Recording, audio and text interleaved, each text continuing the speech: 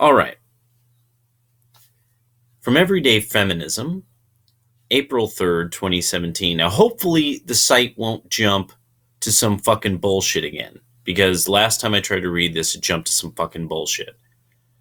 I shared the establishment's article, The White Male Effect is Real and Dangerous to Us All, by Soraya Chemale, or Chamali, or something, and a sweet former intern who really am quite fond of posted the quintessential archetypal #NotAllMen argument, full of male fragility, hurt feelings, and a desire to be loved and respected and validated. Now, I don't always have the energy to try to educate someone who may or may not willfully misunderstand me the same way they have misunderstood the point of such articles, but sometimes you feel a glimmer of hope in your heart that white male allies or white feminists or non-black people of color or non-indigenous people of color will hear you, will evolve, and will become happier, healthier, and more self-aware, open, and humble people, even when norms prefer we keep our outdated thinking on a pedestal. Here's his comment, split into sentiments that I respond to. Former intern, speaking as a white male and feminist, reading this article was very frustrating. Response, good. This means that you experienced discomfort with your identity and took it personally. That's a first step of engagement. Former intern, it sends the idea that all white males are this uniform cluster of conservatism and misogyny, that as soon as another one of these little monsters is born, they are a part of the problem, unquote. Response, this isn't quoted now. So the response, I guess, is kind of what she imagines she had said or something. Who knows? Only because I've had the pleasure of working with you in person, I implore you to reread the article while trying to consider how socialization of a white male and the economic and social nudges move this specific demographic toward a specific mindset. This is difficult because such nudges are often invisible, unless made visible with copious amounts of introspection, which white cis men don't have to go through because the mainstream narrative basically confirms their experiences, while the rest of us have to do work to varying levels in order to explain our experiences of society. See this excerpt. Quote, sociologists attribute the white male effect to a very specific subset of conservative, risk-skeptical white men who hold hierarchical and individualistic worldviews. See also, quote, in 2005, Yale Law, and here we go. Why did it just do this? Why did it just fucking do that? So I get halfway through the fucking article and the fucking article's gone. Okay, fuck that. Their site. Okay, so that's the whole thing. Everyday feminism is shit. Jessica Xiao. Well, okay. The whole way that was going started to slowly add up to. So this is a person who it says got their bachelor's and master's in psychology. So she's a nut. Because typically female psychologists who aren't in psychology, that they take studies that are very, very poorly done on very amorphous concepts like the white male effect, which basically what she's arguing is I should not be considered dumber than other Asian women who can do math. You know, I majored in psychology. I'm a wordsmith who gets to pummel white men who I can't really beat in the field. So I have to be at Everyday Feminism, where you can't even get halfway through the article before the advertisements start trying to hack your phone. This is where she's at. She has to quote and defend Soraya Chemale, literally one of the most laughable. Like she will be used next to Jessica, Valenti, as sort of this embarrassing example of like how feminism seemed to be a legitimate system of tackling things that, about egalitarianism under the law that we just hadn't thought about. Like, oh, nobody ever considered, I guess we never considered that that's not so much irritating as that's firmly violating your civil rights. That's firmly saying that the law applies one way here and another way here, but that's long since been the issue with feminism. Long. That was answered within literally the first the first generation. So within the first 40 years to 50 years, the vast majority of those issues were conquered. Economics conquered the whole pay gap thing. That's never existed. That simply has not ever existed. From what we have consistently as understanding in the first world in America since the beginning of the 1900s, women have been this largely favored part of the workforce. Otherwise, we wouldn't have labor-saving technologies. I know that really people are like, that just doesn't even make sense. But it's like, go to other parts of the world where they wouldn't think, like, why would a man ever, why would a woman ever do a job like this? Like, we don't allow women to do anything like this. You will see that they also don't have labor-saving technologies. They could employ them. Those technologies exist at things like, at ports. They won't have labor-saving technologies that are really normal. And so much so that people will see pictures from parts of the world that have automobiles, and they won't believe the way that people will stack crap or lash things together, or they just can't believe, like, why would you ever do that with electricity? That's dangerous as shit. No, you see, but it's probably going to kill a man. So it just doesn't matter.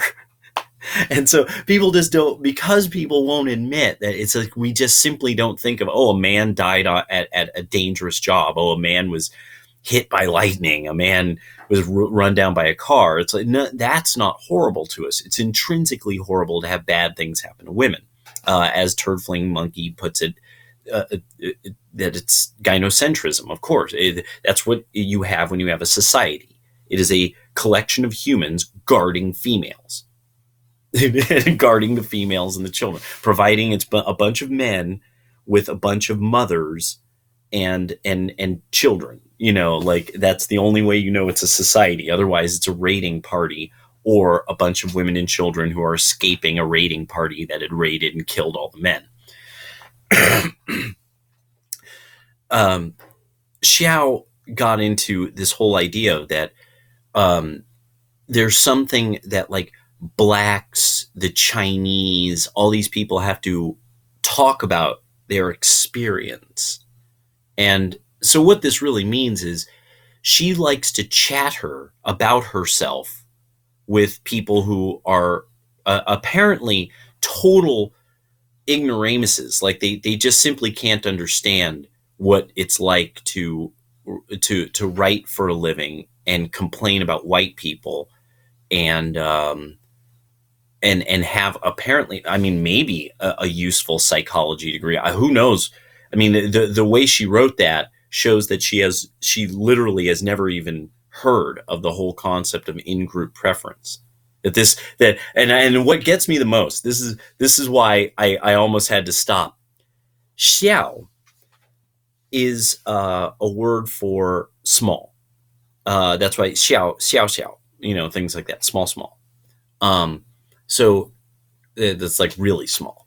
And so it's also a Confucian concept for filial piety, having a sense of xiao, having a sense of that you are littler than your mother, you are littler than your father. You should do right by them. You should do right by your family. Now, this is a big deal. I grew up around traditional Chinese people. These are young women forced to look like their mothers until until they're in college. Most of the young women I was in class with consistently at Raoul Wallenberg High School, it was all the same Chinese girls. There was only one who ever said anything that was improper or sexual, and that was her whole bag. She just loved saying outlandish sexual things. And that everybody knew that. Now, she wasn't doing any of that really, but she loved talking a lot of shit. Because it made her kind of she was the wild girl. She was the wild and crazy girl. And so I know that, I mean, some of these women, like, it's literally like when you saw their mother, like you couldn't tell them apart if they were turned away from you. Same generic pants, generic shoes, like all these clothes that you only get like in Chinatown. And they were a little embarrassed. You knew because there was the fancy Chinese girls and they were dating like Chinese gangster boys. There was obviously a social difference between the honor class girls who I knew and AP class girls, and then these other girls whose boyfriends steal cars for a living, or stuff like that. And it was just kind of funny to see. And now also, this is before Hong Kong went back. So once Hong Kong went back, a lot of this Chinese gangster shit, it was poof, ninja smoke bomb. And one of my friends told me sort of the rumor he understood it as, the old men want the streets cleaned up. There was, I think, if I remember correctly, in the latest 80s or earliest 90s, there was a number of shootings that were rather, like, one was a big one, but there was like two that were real big, like restaurant got shot up and stuff like that. And so and they were like, no, we're not bringing all this money fucking over there, and no, this is not Kowloon fucking city. That we do, yeah, this is business.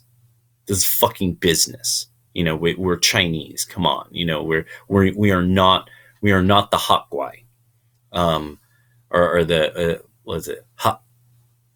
Oh, I forget what it is. Yeah, but anyway, we are not the round-eyed barbarian savages that these various ways that my ex-girlfriend told me that her grandpa. This is the words she was raised with. They're nothing but racial epithets. And she didn't know names for other groups of people other than words that were totally politically incorrect and fundamentally racial epithets. So somebody like this, she is dealing with being in between worlds. One is about 1,600 years of relatively continuous additions from all over Europe of and that's what you get distilled in America, is all this different stuff from all these different parts of Europe, distilled into like liquor, like this, because you take a hit of America and it, there's, yeah, let's just put it that way. You take a hit of America and it.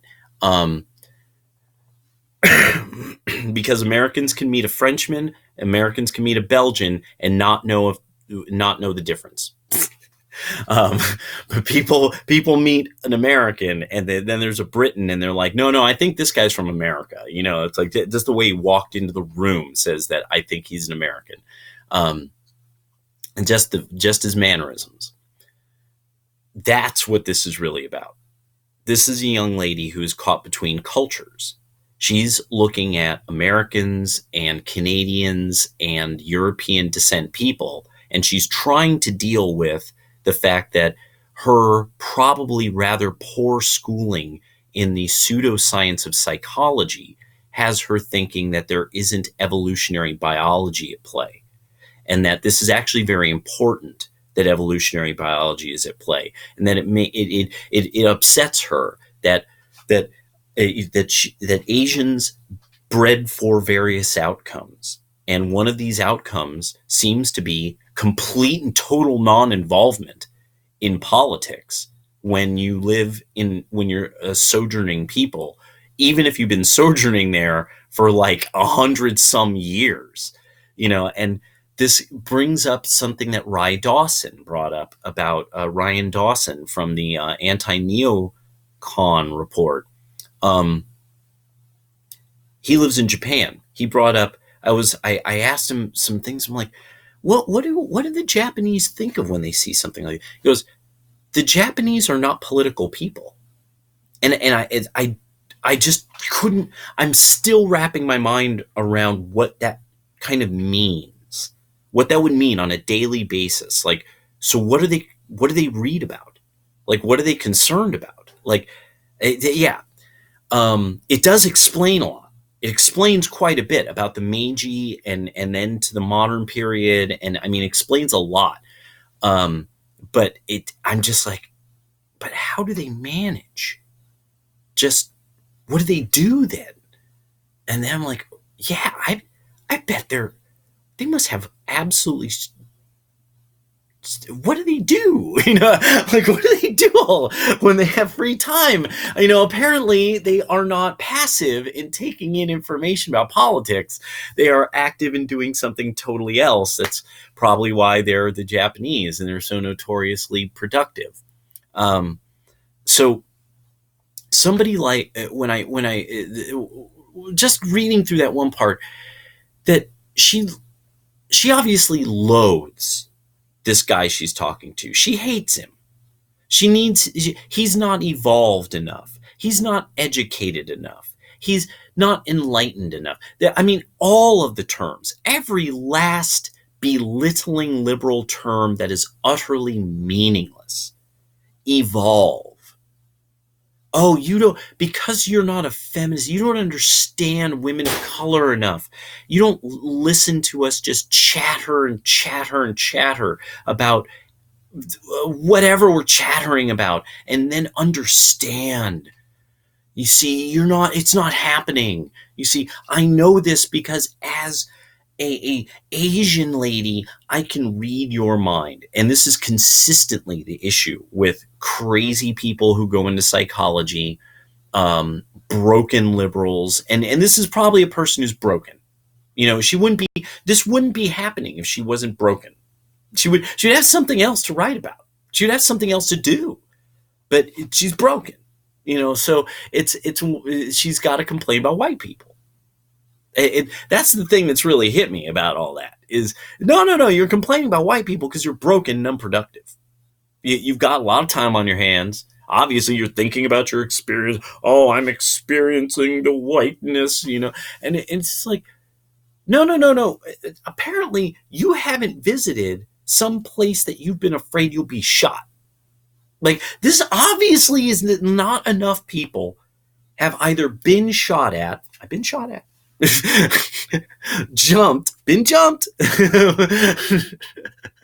or lived someplace where you can hear people shooting at each other on the other side of the elementary school at nighttime that you live by. Been there, done that.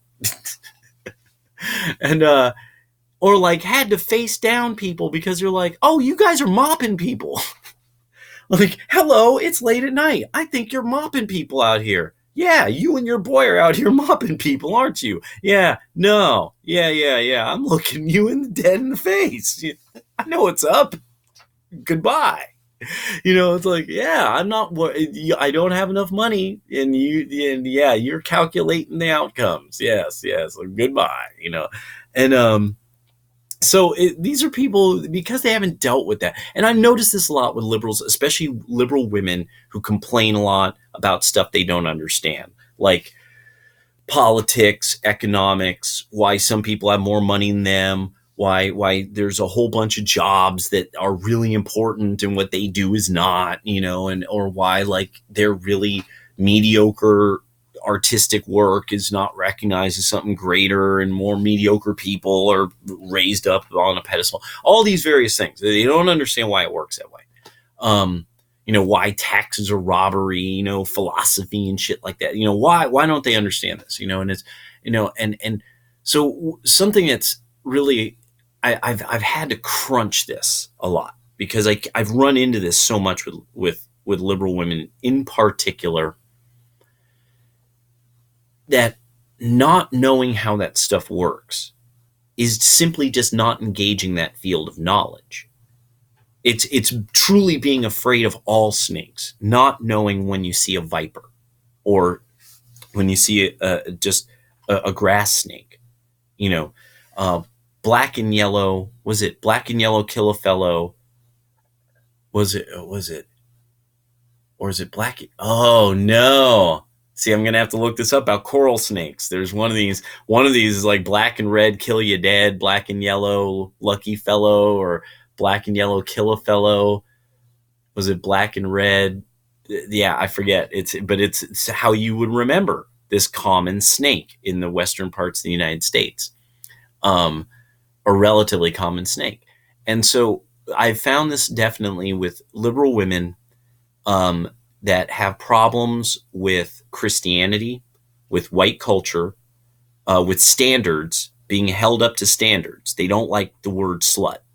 They can't face that. It's like, oh no, men don't ever have as many partners as you do. And if he did, he probably, like, you're fucking a real man hoe. You're fucking a dude who fucks hoes. Like, you're getting fucked. That's what's happening here. You're with a guy who fucks hoes. It's like, that's why you know him. That's why you've met him. If you're fucking and you're a liberal woman, you probably have twice as many notches as any man you've ever been with. And that's just how it works, because people want to fuck women. Women don't necessarily want to fuck all men. Almost all men would fuck any woman they could if they could. And so, because men are thirsty and pussy hungry and don't really think clearly when it comes to that. They don't follow the McCready rule. No fucky fucky. You're going to have to prove to me that this ain't a trap.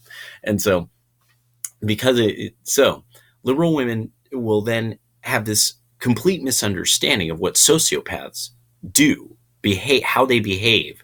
They'll be like, oh, he was such an asshole. And then later they're, oh my God, he was like a sociopath. He was like this and he was like that. And it's like, yeah, and you found that very attractive. You found it extraordinarily attractive because you're one of those women who would breed Mohammed. You would breed Hitler. You would breed somebody who would kill a bunch of people. Like that, you're that one in the tribe. That's why you don't like the rules. You don't like the rules. You want to defy the sisterhood and the motherhood, but also sort of get along with them and still have status within the tribe and all that. And it's like, so you got to find some way of sort of, oh, well, a lot of the other girls don't like the men. They like complaining about the men. So that'll give me some status as like top complainer, And so it's not that you're top mother. You're just one of these women who you could get the other women whinging about the same thing, as they're all weaving baskets and shit like that. And yeah, so that's what this evolutionarily is. And so it makes you wonder, so are you like really low tier? Did you fuck a lot? Do you have like a tendency to hit the bottle too much, or do you just not have no discipline? You're kind of a fatty. Like there's all these varieties of things. And this is something for men, we're constantly held to all these standards because somewhere out there is a fucking Navy SEAL and he gets out of the fucking SEALs and he was only in there 4 or 5 years, something like that. He didn't go on forever doing it because he was like, no, you can't put a woman through this. And you see him and no, he would be able to get her. Like when I now very realistically look at this comparison, he's probably he's the catch. And really, I would just have to have a lot of personality because this guy can do. He is actually productive. He has provided a service that is super rarefied. There's very few humans in the history of humankind who could be a Navy SEAL. So things like being a Marine. That's why once you are a Marine, you're always a Marine, because it's a different level of human capacity. So that kind of thing is one of those. Men always understand this. This is really why male feminists is fundamentally kind of dishonest. Is like with MGTOWs are really accepting, like, no, no, no. A lot of men don't reproduce in a generation. There's been monks in every civilization. There's been some group of men who they do something, and it involves them not having children. And typically it is academic and scholastic and informational in nature.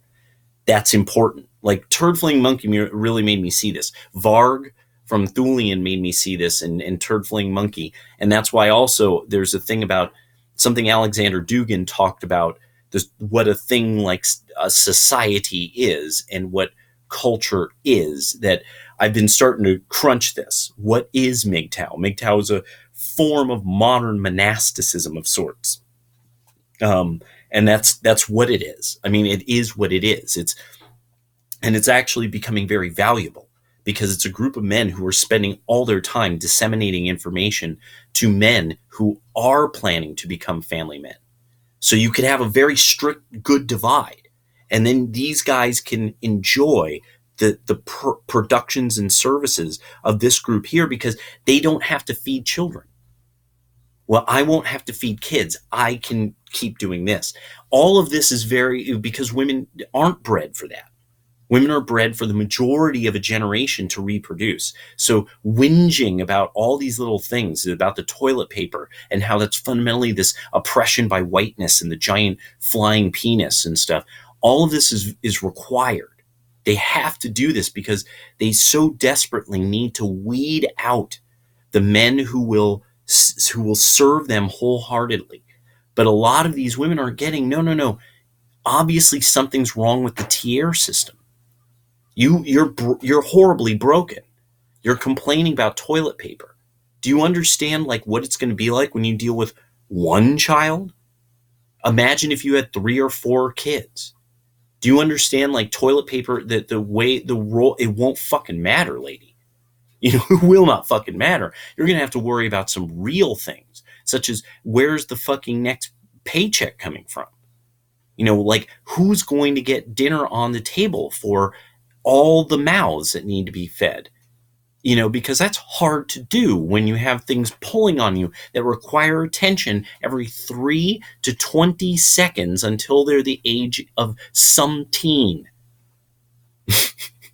So that's crushing to a lot of women, but it's that they don't understand. Well, it's like, yeah, well, that's how, that is what it is. You just have to now admit this and say, I want to do these things. This is the list of things I'm going to have to sacrifice.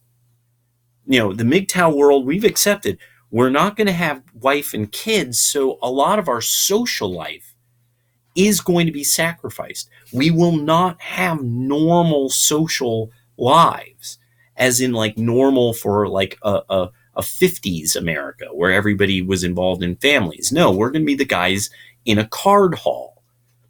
We're going to be the bingo dudes. We're going to be the snooker club guys. We're going to be these odd men who do an odd thing but it's necessary for society, and it keeps repeating itself. It's something that is a bred for thing, and people can't compare this to other parts of the world because they refuse to. Like somebody like Xiao is simply not looking at Buddhist monasteries, simply not looking at the Taoist mountains, the Taoist, the 5 holy mountains of Taoism, and their 5 temples, one of which is the famous Wu Tong. Another would be Ermei, and that these are the Chinese culture. Fundamentally, it was held together by the information that the Buddhist temples and these groups of Taoists were keeping. Almost everything we understand about the psyche from the Eastern world, without those 2 groups, mostly made up of men who sacrifice their lives. The word for monk in Chinese, or a term that was once at use, is one who has forsaken his family. It's a curse. For your son to be educated at a monastery is a blessing. For him to stay at the monastery is a curse upon your house. So, people like this don't give a shit about anybody's culture. They're just complainers. And the white men are willing to take it because white men are open-minded. Where it's like, if she were to pop some shit like that, just generally at black men, they'd be like, fuck you, bitch.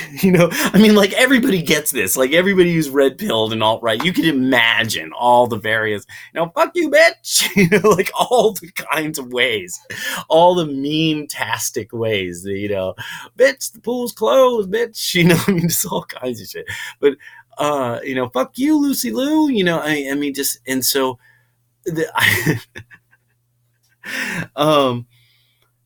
but white men will take it. And why? Because white men are too busy. They're too busy being productive. They're too busy trying to start families and keeping them functional in some way. They're just too busy, and so that's why it's like articles like this, these women could just toss this out. Soraya Chemley acting, professional typist, Jessica Valenti, a DNC operative professional typist, and now apparently Jessica Xiao. And I was trying to find the article again because the website's so craptastic. And so I'm like looking at it, I'm like, oh, okay, you regularly write tripe like this. No, you don't. You can't cite, psychological papers in a way that you could cite genuine psychological research that has some grounding in something else, such as genomics, or in some way you could point to actual things about culture. But no, it's just there's a white male effect because you see all Europeans, no matter if they're Albanians or if they're Italians or if they're Scandinavians, they're all the same. It doesn't matter. And so then it's like, wait, so you mean in America, they get together. So you mean all the Irishmen I know, like they get together with the non-Irishmen at some place and discuss how they'll get my Lucky Charms, and it's just so utterly preposterous. But then it of course leads one to go, wait, I get this, ho. You do that. You get together with all kinds of women and plot against all the fucking men to get their Lucky Charms because you have a psychology degree and obviously you're not well published in the field of psychology, such that nobody's talking about this amazing, you don't have a YouTube channel that people are like, no, Jessica Xiao's YouTube channel, she's an amazing psychologist. It's like her insights are incredible. It's like, no, that's not you. It's, you aren't dangerous. You don't say things that are dangerous. You don't say things that are worth listening to. And that's why you got to be on Everyday Feminism. But yeah, there we go. I just had to go off.